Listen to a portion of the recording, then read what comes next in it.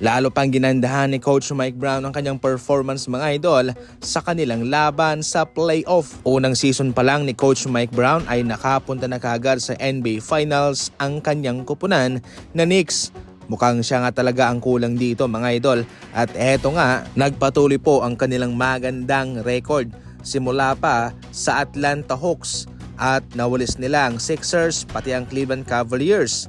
So far wala pang talo itong Knicks sa loob ng kanilang 12 mga laban. Kung mapapansin nyo all throughout sa kanilang series sa first, second and third round ay nagkaroon talaga ng maraming pahinga itong Knicks. Nagsimula ang lahat ng ito sa Sixers, nagpatuloy sa Cavaliers.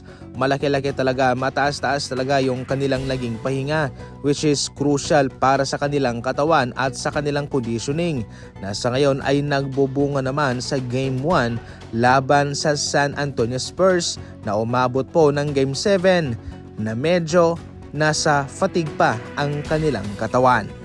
Nakatanggap naman ng backlash ang ESPN sa kanilang pag-AI edit sa isang larawan nitong si Tony Parker. Maraming mga fans ang nagalit mga idol sa ginawa ng ESPN na kanilang tinatanong kung bakit kailangan pa bang gawin to dahil marami namang mga larawan ang NBA pero bakit kailangan pang gumamit ng AI na nagresulta sa ganito na hindi mo man lang makikilala itong si Tony Parker.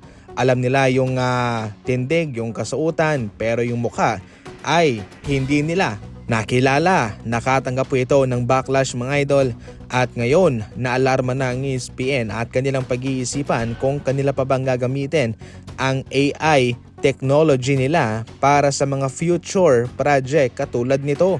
Inamin din naman ng kanilang spokesperson na eksperimento lang daw ang kanilang ginawa para bigyang buhay ang mga larawan katulad nito na mayroong kaugnayan nga ho sa San Antonio Spurs.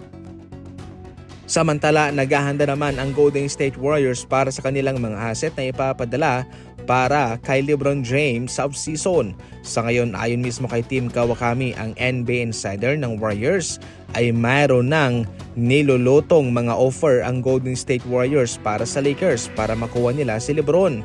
Matagal nang interesado ang Golden State Warriors kay LeBron at nung sa trade deadline ay kabilang sila sa mga top team na nagpakita ng interest pero hindi lang po bumigay ang Lakers noon. Pero ngayon ay patuloy pa rin po nilang kukunin itong si LeBron James. Mabibigatan ng Golden State Warriors dito mga idol max contract kasi ang gusto nitong si LeBron. Pero sabi nga nila kung gusto mayroong paraan, kung ayaw maraming dahilan. Kaya tsak na gumagawa rin po sa ngayon ng mga solusyon at paraan ng Golden State Warriors para gawing posible ang samahang Stephen Curry at LeBron James. Pwede namang 2 taon, ganyan lang para hindi masyadong mabigat at kanilang masusubukan pa ang samahang LeBron at Stephen Curry. Para sa mga NBA Fast Break balita, tumutok lang palagi and as always, thank you for watching.